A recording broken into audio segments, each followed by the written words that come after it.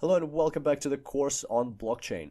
Today we're talking about a very interesting concept called the Byzantine fault tolerance. It's a very important characteristic not only for blockchains but also for any type of decentralized system. So let's have a look.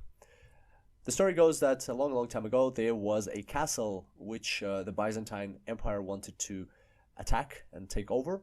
I think it's a made-up story. I actually looked into it, and I think they just used the name Byzantine generals rather than. I don't think it's linked to any specific story. If you know a story, let me know. But nevertheless, one way or another, there's these four generals surrounding a castle, and they want to attack it. It can be more than four. It can be any number of generals. We're going to look at an example of four.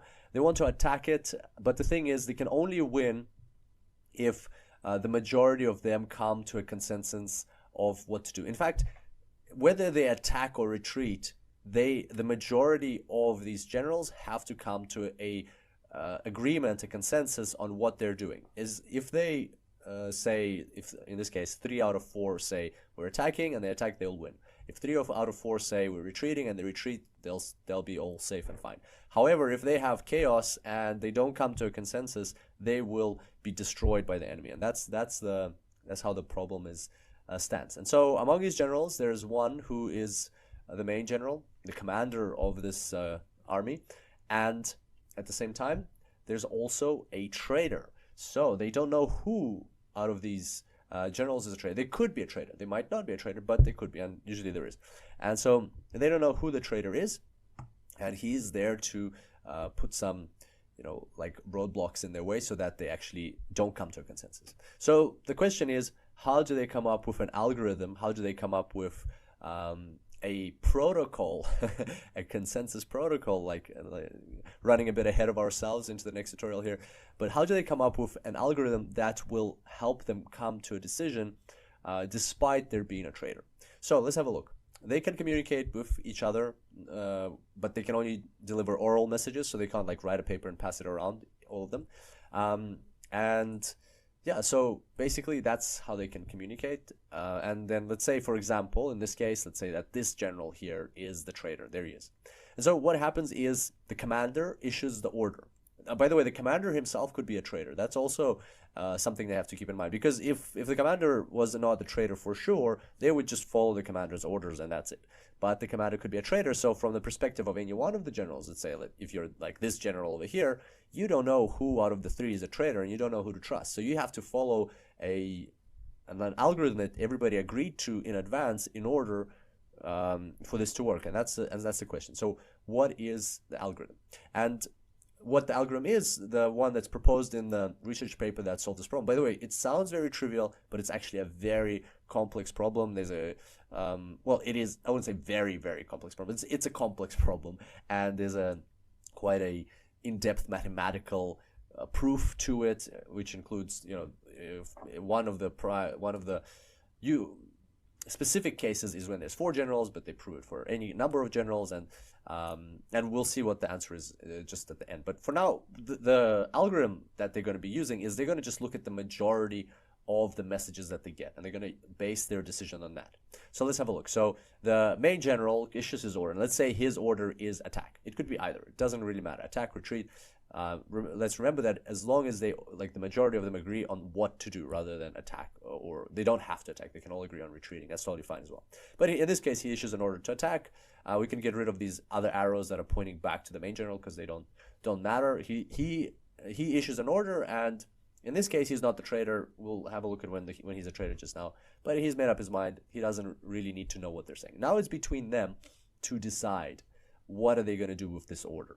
Like, they don't know, is he the traitor, is he not the traitor? So what they've agreed is we're going to relay what the general said to everybody else, and then we'll take the majority of the votes. So the traitor, being the traitor, of course, what he says is, the general told me to attack, to retreat. Like the green arrows mean attack, red arrows mean retreat. The general told me to retreat. So he says, this guy says to these two, the general told me to retreat. Then next one, this general says to everybody, the general told me to attack, because he is just saying what the general said. And then this one says, the general told me to attack too. And so now, can they come to a consensus? The question is, can they agree on something? Well, if you look at the majority decision, the general has already made up his mind, the commander, so he's attacking because he's issued that order. But now let's look at these ones. This general got one red arrow and two green arrows. So he's going to say, I'm attacking two. And then this one got one green arrow, two green arrow, one red arrow. So he's attacking two. And we don't care what the trader decides because he's a trader. And because we already have the majority consensus. So based on that algorithm, they came to a consensus. They more than half of them are going to attack, and so they will take this castle. They will win. Same thing if the general said we're all retreating. Same thing would have happened. They would all just retreat, so they would come to a consensus anyway. So that's the case when one of the lieutenants or one of the non-commanding generals is a traitor. Let's have a look at the case when this is quite fun. Let's have a look at the case when the main general is a traitor. So will this algorithm work? That's the question. So the commander is a traitor. What can he do? He can tell everybody to do the same thing, right? If he tells everybody to attack, well, that would be quite silly of him, because then they would just tell each other to attack, and they would attack, and they would take the castle, right? There would be consensus. Same thing, retreat. He would tell everybody to retreat. They would just retreat, and again, they win. So they solve the problem. So what's the only way he can mess things up is he can actually tell two of them to attack, like these two, and one of them to retreat. And let's see if that messes things up for the army.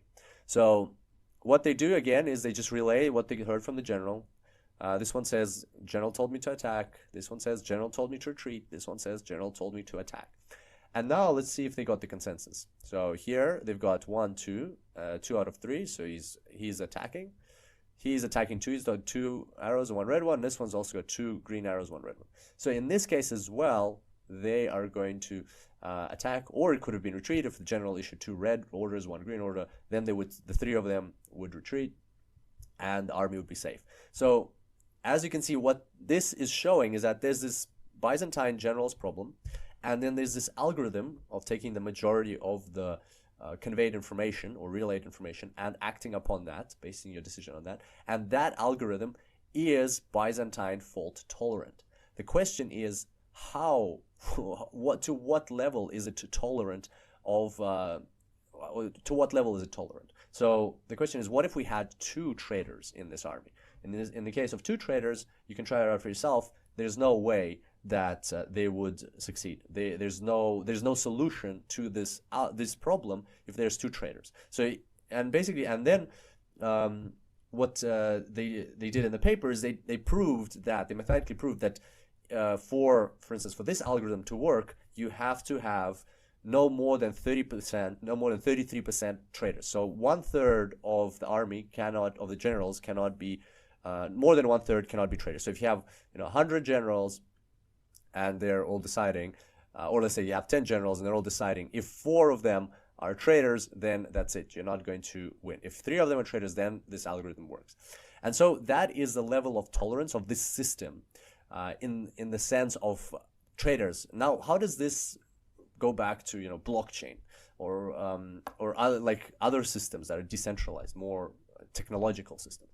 The thing there is that, for instance, in the blockchain, what happens? We might have somebody trying to attack the system, and we need to come up with a consensus protocol, like an algorithm like these generals came up with. We need to come up with a consensus protocol, which we'll be talking about in the next tutorial, which will allow us to protect the system from traders or from people trying to attack it and so on. And we want to make it as tolerant as possible. So we want to make sure that it's tolerant not only just to 1 attacker or 2 or 3 or 5, so as tolerant as possible. And that's the whole concept of Byzantine fault tolerance.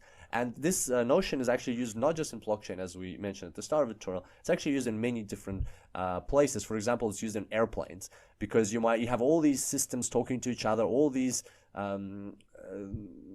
measurements coming through from different gauges and so on. And what if 1 or 2 of them fail? You can't just have the whole airplane crash just because one engine heat monitor failed and is telling us the wrong thing. So in that case, you have the airplane flying, and the generals actually represent different components of the circuits of the airplane, and everything's working fine, and then all of a sudden one of them fails, part of the main computer fails, or the heat sensor on the engine, or the wind speed meter, or something fails. The whole airplane still has to keep going, and so that's called Byzantine fault tolerance. It has to have that characteristic of Byzantine fault tolerance. It's also used in nuclear power plants, used in rockets. You know, the ISS space station has specific requirements for rockets that want to dock with it.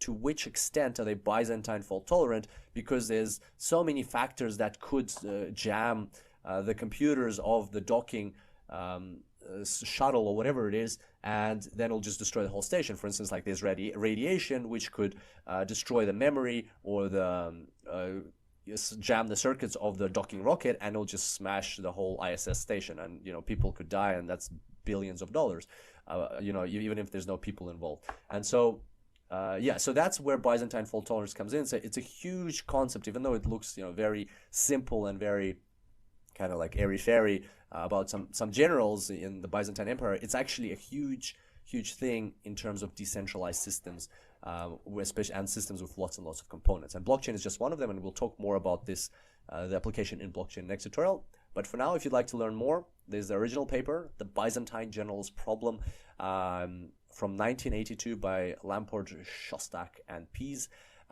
Interesting paper, not very technical, but there is some like logical mathematical proofs if you'd like to go through it. And then there's a blog if you don't want to go through all the mathematics in this paper. Again, it's more logic rather than mathematics. It's actually quite fun.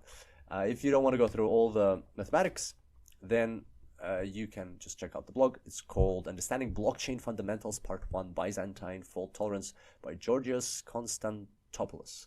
And it's on Medium. The link's here. It'll also be in the notes for this course. All right, hope you enjoyed today's tutorial and picked up some new information on Byzantine fault tolerance.